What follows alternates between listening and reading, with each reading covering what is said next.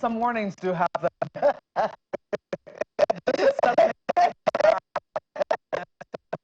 in our character. Apologize. And welcome to Sunrise Capital Territory. I'm Maupe Ogunyuso. Indeed, some days when it rains, it pours. It's not the rainy season, we are in the dry season, but hey, we got over it. Good morning and welcome to the Friday edition of Sunrise Daily. I'm Kayla Megwa. We have quite a package for you today. The PDP, to be or not to be? That is the question that we're all asking. And of course, you know, with everything that's been going on with the PDP, I'm just going to be watching Ibadan throughout today. we're trying to see if our correspondents will be able to meet up with us so we can find out if this convention is going to hold. We heard about the meeting that held yesterday night right here in the nation's capital at the Bauchi State Governor's Lodge, and the plans for this convention. And you know, remember yesterday, me and Marco were here on air when we suddenly saw that advert, that announcement from Mr. Samanya saying that the convention has been postponed and they're trying to do some other things. It's not going to hold this weekend. But we're hearing this morning that it's going to be holding. So what is going on with the PDP? What are the dynamics here? And what is going to happen by the end of Saturday, I suppose. Hold on. So we're watching till the end of Saturday to see if it all works out. Malcolm. Well, here we are. This meeting which held yesterday night amongst PDP governors says there is no going back. That's what they have said on this national convention. They say the convention is sacrosanct. Remember that yesterday, as you did rightly highlight, Kayla, we were right here when we saw the advertisement. What we were waiting to see was who was signing that advertisement, who was the announcer of the advertisement. But it was basing the postponement on a November 11 judgment. Don't forget that Justice Peter Lifu had given judgment in favor of Sule Lamido, asking that the convention be withheld until issues were resolved in the court of law. But from the meeting that held last night, they say no going back on this convention. And you trust us, we'll certainly be live for you in Ibadan to, bring you up to speed with the current state of things. But here's what our correspondent, Friday Okerigbe, told us from that convention, from the meeting that held yesterday. They say the meeting, which was held at the Bauchi State Governor's Lodge, had in attendance the governor of Adamawa State, the governor of Oyo State, as the host governor, the governor of Bauchi State, alongside members of the Damagun-led National Working Committee and the Board of Trustees of the party. The planned convention will hold on Saturday amidst a myriad of controversies, including conflicting court rulings and judgments, as well as a lack of consensus among members of the party. Well, our correspondent, Bukola Oriowo, is right there in Ibadan for us at the grounds of the convention to bring us up to speed. Good morning, Bukola. Thank you so much for being able to join us this morning. What are you seeing on the ground? At the balloons and the stage and the mic? Is everything set already? Okay, I think the balloons are going to come in pretty much later on in the day. But as you can see behind me, the stage is preparation up there. The stage is being built and finishing touches are being put to the stadium to give it those preparations have been on for a while, for some weeks now. Last week, Governor Pinturi joined Governor Makinde to come here to do an inspection of the facility to be sure that it will be enough for what they want and everything will be put in place. Also, I have a member of the committee who is also here inspecting the events going on to make sure that the vendors are up to task and to make sure that everything is being put in place. Well, from all indications, this weekend is going to host the PDP convention in Nevada. Not ruling or not. Well, initially we had heard that some governors had begun to arrive, but it does appear that a lot of them have not been held back as a result of this meeting that held yesterday in Abuja. Do you have word on the people that are currently on the ground to start to set the grounds for this convention?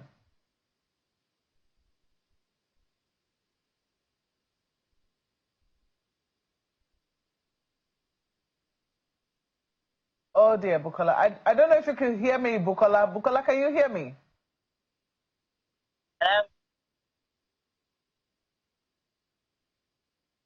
Oh dear, our correspondent Bukola Oriowo there. Well, we'll see if we can hook up with her again, but she's right there on the grounds and she says that things are already in place and preparations have been on for about a week now. Kayla? I think one of the things that I worry about is security. Those are some of the things I wanted to be able to get from Bukola. How much security do we have on ground there? And then, of course, the mood of the town. And, you know, one of the questions you asked, who is on ground? Because this meeting held yesterday night. Did they take the first flight this morning? Are they there?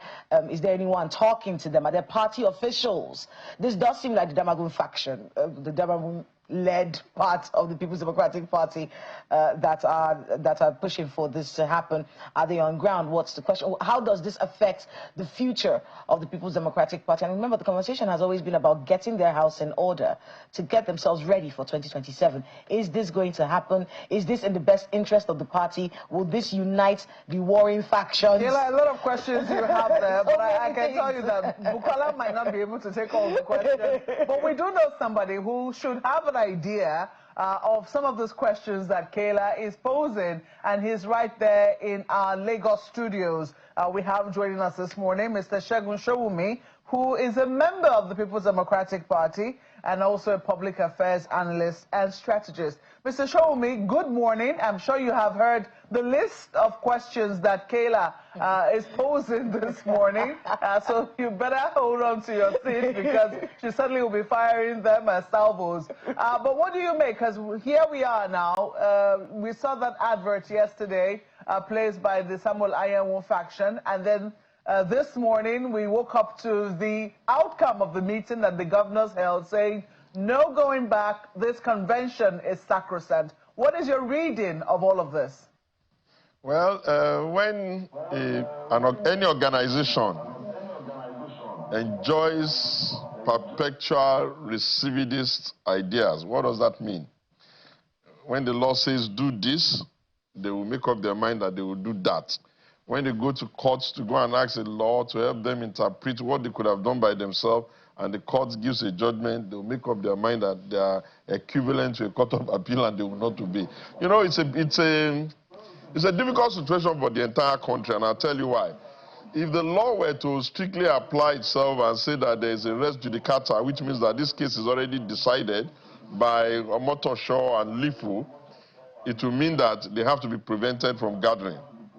If they were to be prevented from gathering, they would start screaming blue murder. The federal government is at their neck. Bola Tinubu is the one that is affecting them and what have you. So the best way to approach it is to say, let us scale it back and say, how did we get here? 1,000 members of an NWC cannot be equivalent to a court of appeal. Mark, where you recall that before the judgment of Omotosho, we had an intervention where you asked me some question of what I thought that judgment would look like. And you would have noticed that there was a lot of pain in my voice that day because I said I do not think they could get, the PDP, that we could get any judgment in that case other than the one that the judge will give. And I am not a judge. I've not written his judgment for him. His judgment was lucid and it was exactly as I envisaged it to be. People must understand the business of the court is to look at the facts presented before them and to interpret same within the, the laws, the constitution, the electoral act and what have you. Sometimes a garrulous person that you don't like may bring a case to court. If he follows his case through diligently and he understands what he's saying and the court listens to him, he may win. Now, the Omotosho has said, giving certain orders. That's a judgment. That's not an ex parte. That's not an opinion. It's a judgment. From what I know, the next thing that can overturn Omotosho is a court of appeal. Then after Omotosho had given a judgment, a court of equal, if you like, jurisdiction in Ibadan, via the usage of an ex parte, has also given some orders. I do not know why anybody who understands anything about ordinary due process and the elementary position of the law will expect that an ex parte will override a judgment that is already in place. Well, we are in strange times. I get the need for the leaders of the party, Sheyi Makinde and Co, and I applaud their courage to rescue the People's Democratic Party and get it back to saving itself. I get what they are trying to do. But whatever it is that we're trying to do, we must know democracy runs on the principles of the law. The simple reason is that if there is no law to guide democracy, you are going to have what you call societal chaos. And it will be interesting to see. But I have a feeling that the position of the former Senate President Bukola Saraki is a little bit, it's well thought out. A simpler, better, easier way to avoid the situation where they will come to a situation and say, you can't build something on nothing. It would have been to figure out how to manage this matter. But hey, we have gone this part before. We can take lessons from what happened to us when we were bringing the McCarthy, what do they call them now, caretaker committee. And luckily, I'm from Ugu. We were the ones that were dragging the party to court at that time under the, authority, or well, if you like, the energy of the late Senate Buruji Kashamo. We stopped convention twice in Port Harcourt because the law allows that. If the law says don't do something, you're better off just to obey the law and not do it. Bravado, we will do it. We are going to go on with it. Doesn't matter. We just enjoy everybody. And if we're not very careful, by the time the final judgment comes, because I suspect that we're going to drag ourselves all the way to the Supreme Court. But I do not know of any Supreme Court that would say that people have the right not to obey the judgment of court that is already in place. Hey, it's interesting. Democracy, this is part of the reason why we do politics. The energy is very much, the excitement is high. Just a moment. I take it then, from what you have just said, that you're not waiting for this convention, are you? I may go, I might go and observe. I may delegate, I may participate, but my going there has nothing to do with whether my singular presence or absence will validate the position of the law. I'm speaking to you based on, I've read the judgment of Omotosho. It's 95 pages. I read it within an hour or two the next day in the morning, painstakingly looking through it. I've had conversations with judges who will be able to even give me education on some of the things I may not understand on it. I think it's a lucid judgment. We may not like it, but it's a judgment. And I think that the elements of that judgment are not corrupt. First and foremost, what does our constitution say about who our legal advisor is and what are his rules? The court ruled in that direction. Second of all, what the constitution say about somebody that a court had already expelled? First in time principle. If one court does something, unless you go to court of appeal, that judgment stands. It says if a man that has been removed or considered to be expelled from the party participates in the process, he nullifies it. The judge said that. Then the judge said, did we legitimately give notice to INEC? The judge, in his opinion, taking INEC's lawyer into consideration, their own position too, the judge said we didn't do that. The judge said, we have about 13 states that have not contributed or they've not finished their congresses, and the zonal in Southeast has not finished, and we're going to do significant injustice to them by not allowing them to participate in the convention of the... Look, Mark, I would like to see how it went, but I would just remind us that we were going around... APC had suffered this bloody blow even when the president was their government. Under Buhari as government, they did not have a candidate in Rivers, and it did not affect the outcome. Under the president as Buhari as the president of APC, they did not have a candidate in Zamfara. All their election in Zamfara was overturned for Matawale, now Minister of State for Defense. So if anybody allows himself to be caught in a catch-22 situation of you can't build something or nothing, my own is just don't come back and start saying somebody else is the one undoing you, because the law is clear. You understand it. If you don't agree with the judge, you go to the Court of Appeal. If you don't agree with the Court of Appeal, you go to the Supreme Court. If you don't agree with the Supreme Court, you find something else to do to console yourself. That's the procedure. Otumba, I want to talk about your views on this convention. Just right quickly, do you believe that this convention should hold this Saturday? I believe that a convention should hold at some point in time. But I believe that we must cure the legal obstacle before we can have a legitimate convention.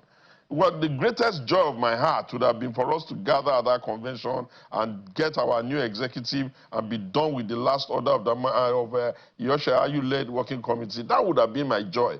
But if it is injured by the pronouncement of judges. Are you going to pretend that Omotosho is Milord Omotosho justice did not rule? Are we going to prevent that Lifu did not give some orders? So are you going to say now that because we were doing forum shopping, haven't gotten a judgment in Abuja, we made up our mind that we'll go to forum shopping in Ibadan? And then that forum shopping we're doing it by a weaker leg, which is an ex parte. You can, I don't know how you're going to tell me that an ex parte is on the same strength as a full judgment. But hey, you know, the law is dynamic, and the law sometimes looks for the truth.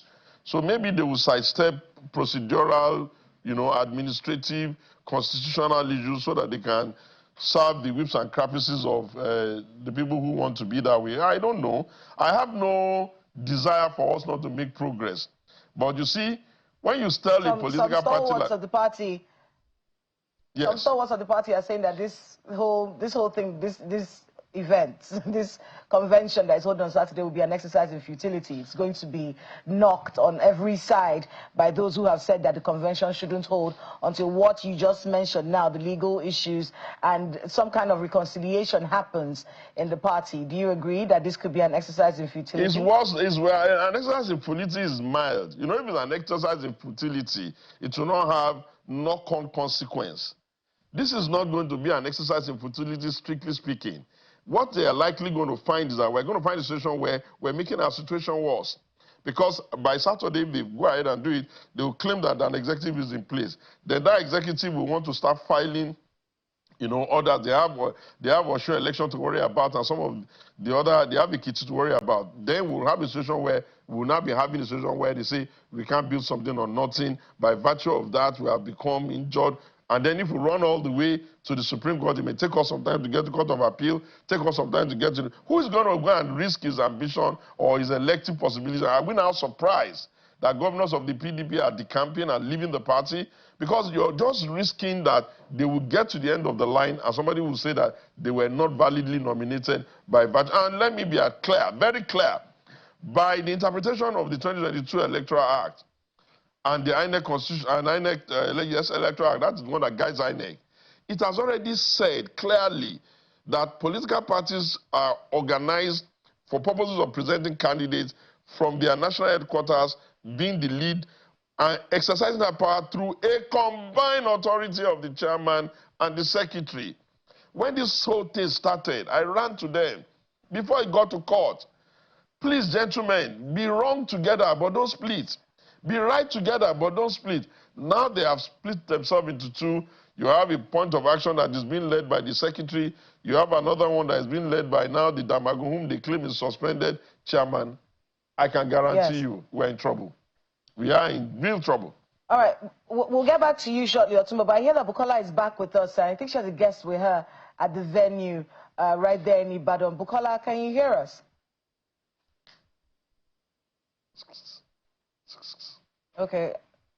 Okay, so we're still trying to get that sorted out. Back to you, Otumba. Yeah. You know, you talked about people who are leaving the People's Democratic Party because of these sorts of situations. In fact, I was telling Marco yesterday, and we're going to hear it, of course, this weekend, where somebody was asked, someone from the PDP, who I asked, are you going to defect to the other parties? And he said, well, I don't know. And I said, well, what are your chances in the People's Democratic Party? And he said, who is going to sign my form?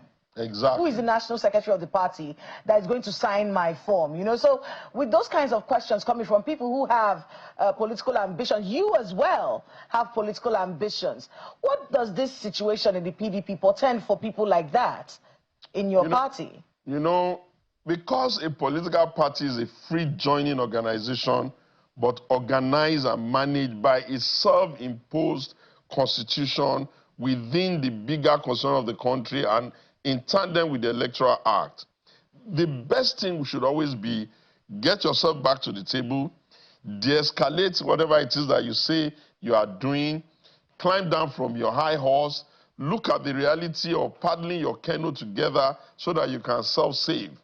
As it is today, even if the PDP were to hurry to get itself back together, it's still a very uphill task to be able to get us ready for a significant chance or pathway for success in the next election. We're mostly now being underdone by ADC, even though when they started, we kind of like said, oh, who are they? But we won. I warned. I said the second heart attack of PDP is what Atiku Abubakar is capable of doing, and that no matter how angry you are with him, if you underrate him, you are going to pay for it. Now, if you look at the ADC, you look at the PDP, where you see that really those are our members going. The same way we warned at that time. You have an Igbo debt. You have to pay it. If we don't pay it, Peter Obi, with a couple of weeks to election, carried himself all over the place and took about 6 million away from our vote. So PDP is really working to make itself unelectable. It will soon become a platform, or it will soon become a platform of burden for people that want to contest. For instance, look at us in Ogun. We are good in Ogun in terms of our party management and our structure and the accommodation of ourselves. Yes. And more than likely, if the PDP national stops getting in our way, we can give a good showing at the next election. But hey, when now we cannot even know who's going to sign our form. We cannot even be sure whether we'll have a valid executive, and everybody's trying to show that they can be stubborn. I don't know how stubbornness is going to work in front of the law. Really, I don't. All right, well, we'll see how all of that unfolds. But let's switch gears to another topic. Everyone has been talking about this genocide against Christians and the federal government's response, you know, it's one of those situations where we're now trying to address a situation that we have ignored for a very long time. It feels that way. It feels like we allowed something small to become very big, and so many elements involved inside of it, and now we're trying to decipher what is real and what is not. Give us your thoughts on this whole situation. Some people have said Donald Trump did not say he's coming to invade Nigeria. He said he's going to make an intervention.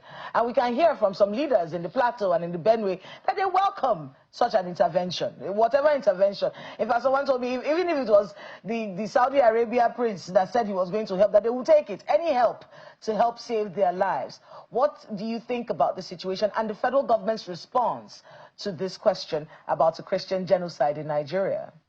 Well, I think that one thing we must be clear is that the whole world is aware that we're struggling with insurgency, terrorism, and what have you. And we've been struggling with it for some time, from the Chibok girls issue and even before. Yes, does it have some coloration of people who have names that suggest that they may be Muslims or people who are identified as Muslims? Yes, it does. Have they done a lot of damage in the Middle Belt, Benue, Plateau, Yawata, and all of that, including, you know, all of those extreme things? Yes, it does. Has there been a possibility of a mischaracterization? By mischaracterization, I mean, are we going to look at this whole insurgency and make it seem as if Christians are specifically and specially targeted? I think that is not correct. If we were to do the body count, more than likely people of Muslim persuasion have lost more lives than even the Christians. Yes, I think that for us and for our country, as the president of Nigeria now, talking to him straight up, I sympathize with him because in the last 2 years, he has been really pressing down and working very hard to ensure that they can take out these terrorists. And you must compare it to the 8 years of the last administration, who may have also done some things very, very hard. But bottom line is that the world is not going to allow us to convert the country into a killing field, or our people's lives will be, unable to live their life. They will be dislocated. Communities will be sacked. Churches will be burnt out. They won't allow us to do that. If there is now a mischaracterization with the Donald Trump administration, I should have ordinarily said, I told you so. Sometimes around September, I went to the State Department, to the Capital Committee on Foreign Affairs, and I did a very strong push. I did a very, very strong pushback for Nigeria. The year before, too, I went there. I did a strong pushback. And let me just land this thought. And I kept saying... Just hold on a second, Otumba. Hold on a second, because I think we have Bukola on video right now from the venue of the convention, the PDP convention in Ibadan. Bukola, good morning. Good morning, can you hear me? Yes, my name's Kayla. Yes, Bukola, talk to us about what's going on there and who you have with you. Because I'm looking at it. Yeah, but I can't see. Hello? Hello, Bukola? Try to make out what you're saying. Yes, Bukola, talk to us. What's going on there? Oh, okay. I have some members of the convention venue committee here who are inspecting the place. Everything is ongoing as expected. I have Honorable Stanley Olajide just right behind me trying to put things in place. I think we should actually hear from him how far they have gone with the preparedness and how ready your state is for this convention that is built to take place this weekend. He's right here with me. Honorable Stanley, good morning. Good morning, press channel. So can you tell us what you have done so far? Well, I'm Honorable Aditi.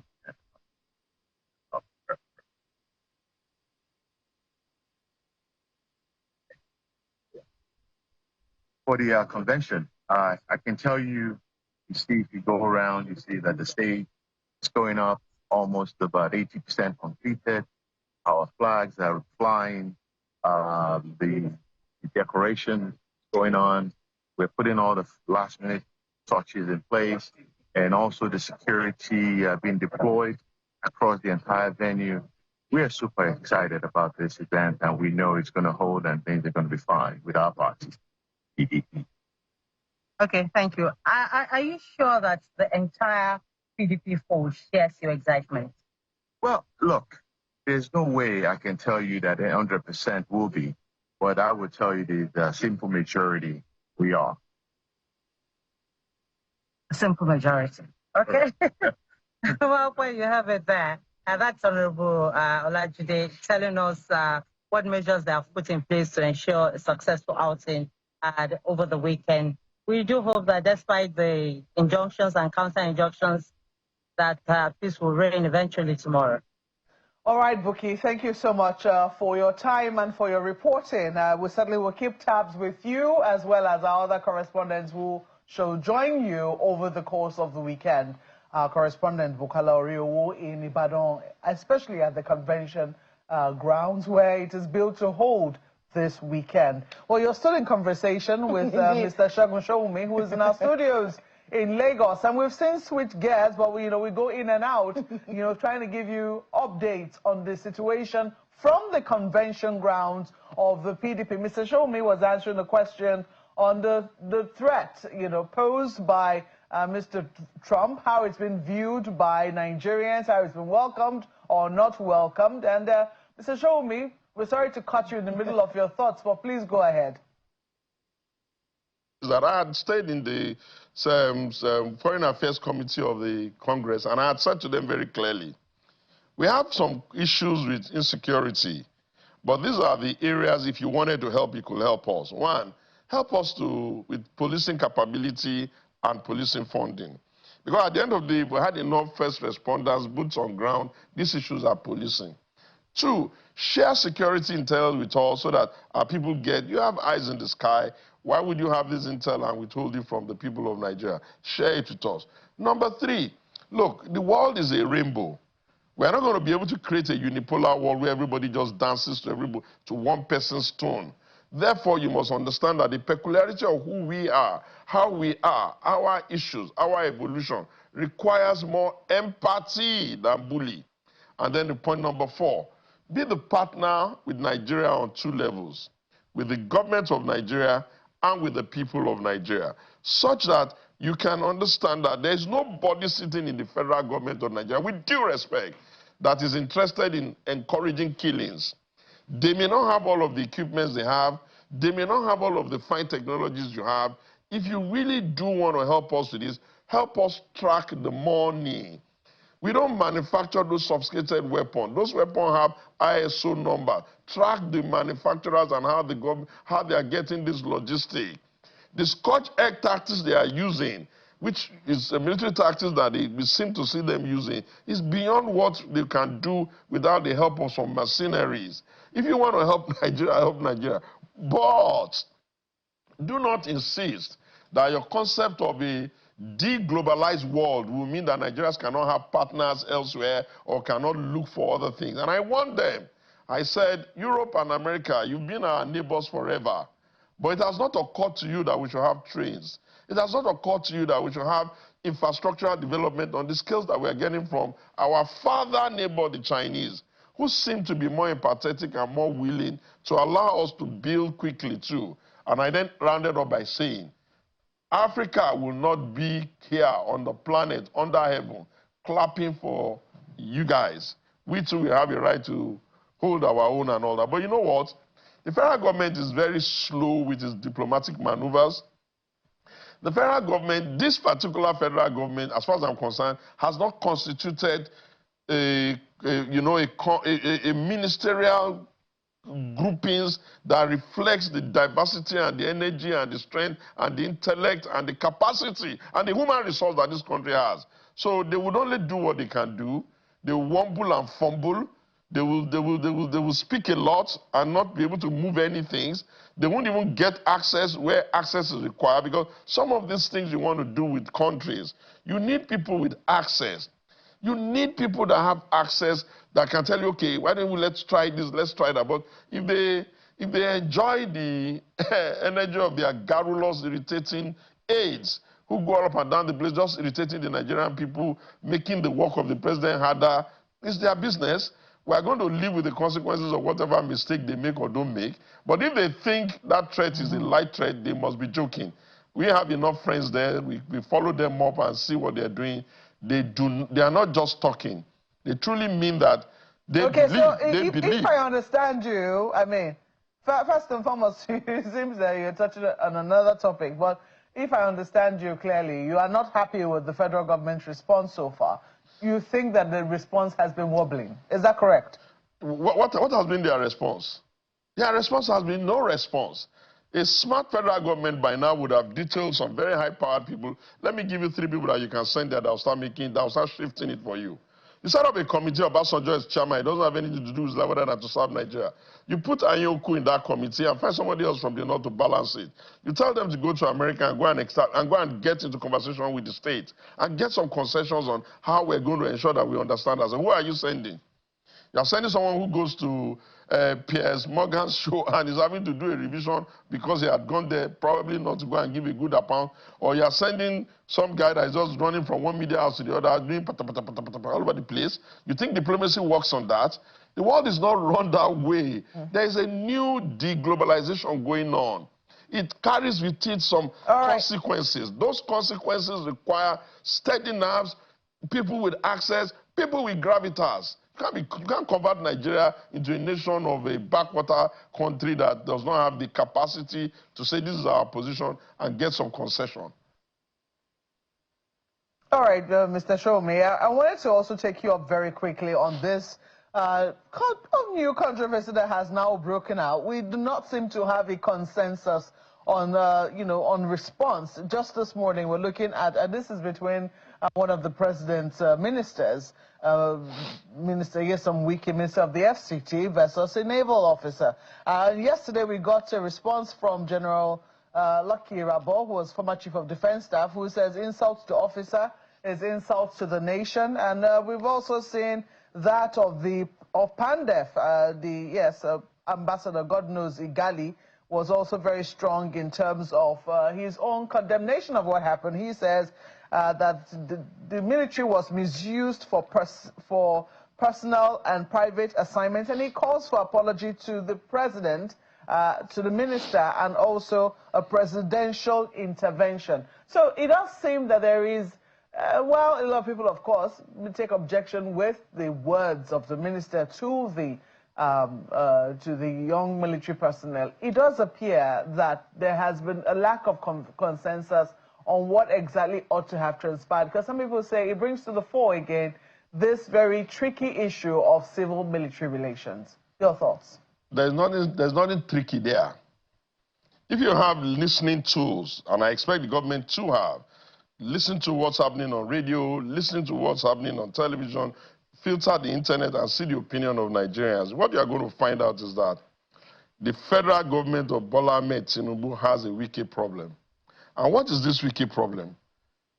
An energetic, competent, goal-driven, with evidence of performance on one side, but a mismanaged, excessively irritating and garrulous aide who has no capacity to understand that you are a minister. you are representing a president. The amount of invectives you put out at people increases their ability for them to, first of all, dislike you, and then by inference begin to dislike your principal, who then makes everybody believe that you have been given the liberties to disrespect everybody in the country. You had a problem in Rivers, you were backed. People didn't like that. You seem to have issues with almost all our revered leaders in the country, whom you have no ears talking to them anyhow, speaking to them anyhow, disrespecting them. People tolerated it. You are constantly in the media, screaming, shouting, bellowing, jumping, saying it anyhow you like. People are slowly but gradually unhappy.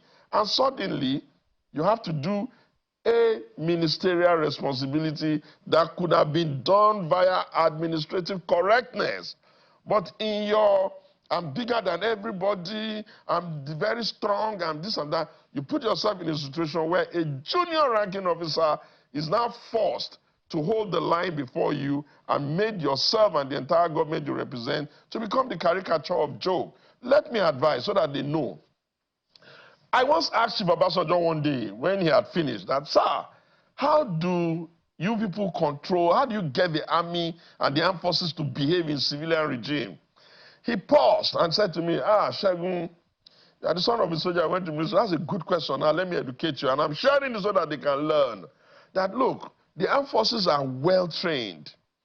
They are really, really expensively trained, and they are really good and professional.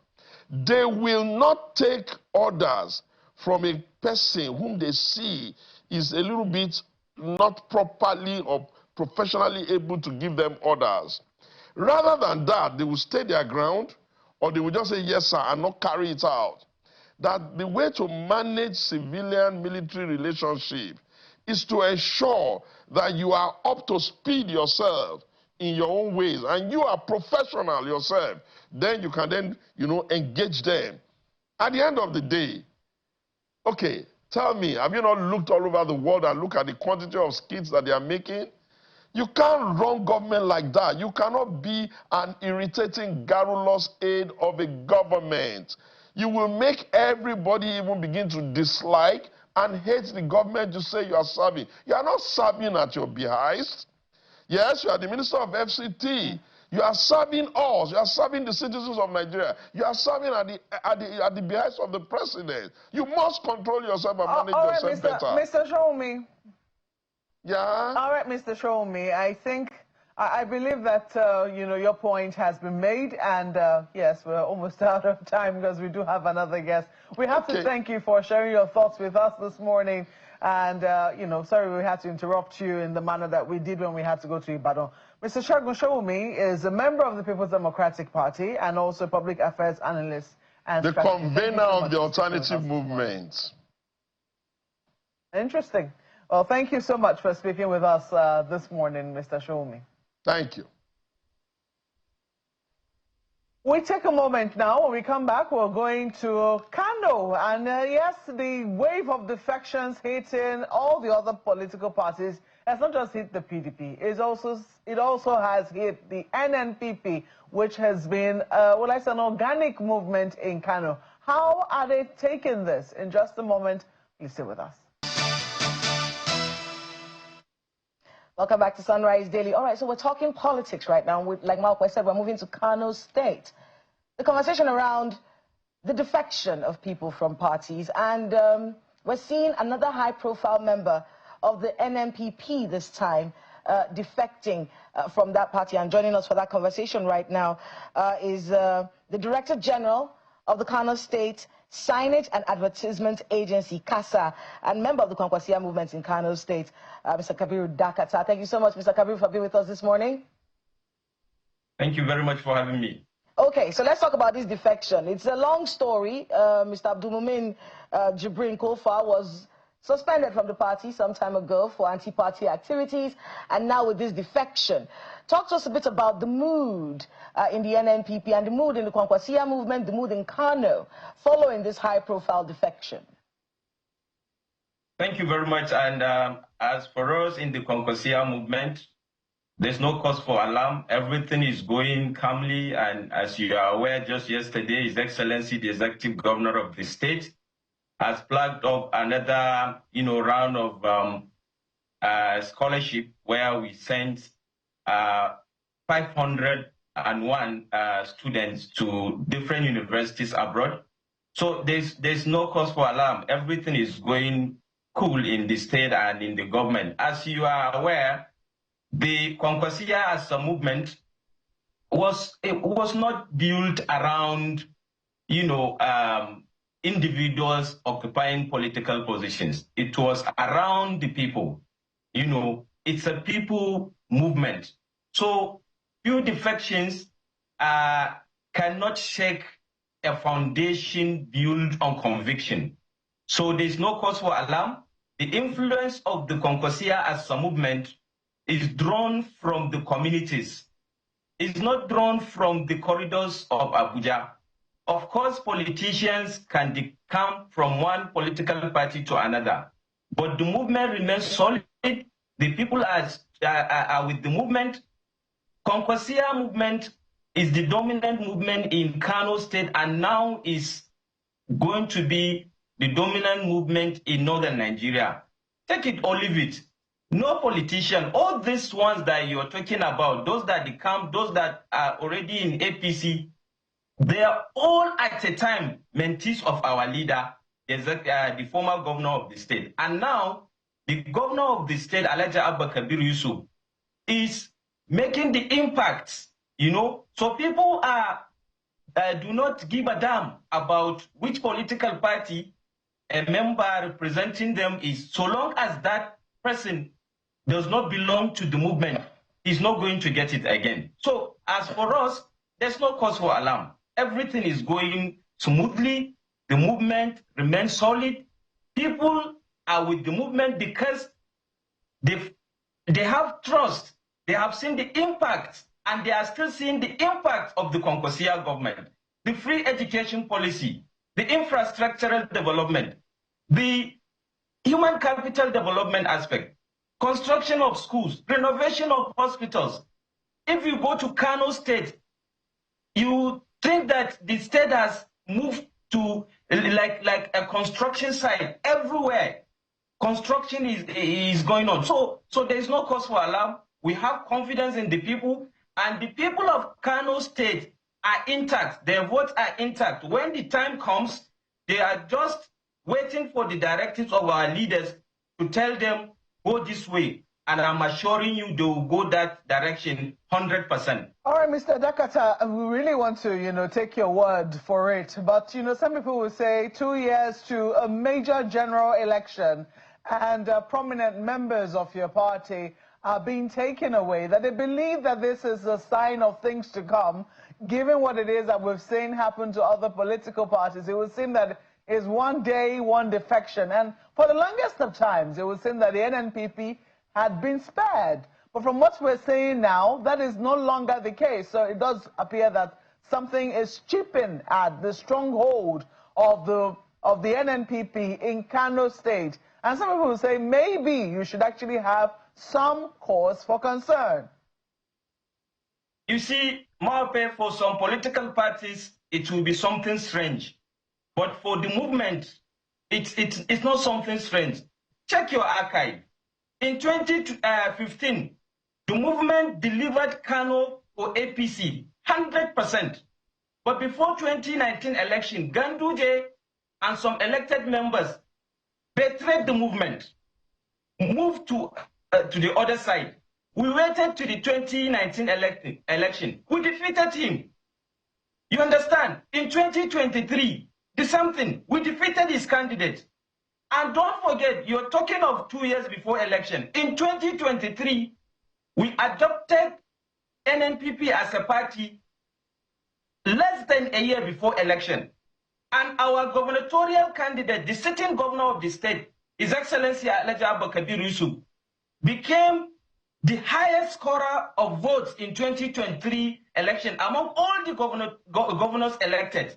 He was the only candidate that scored more than 1 million votes. So you believe you can do this again in the 2027 elections?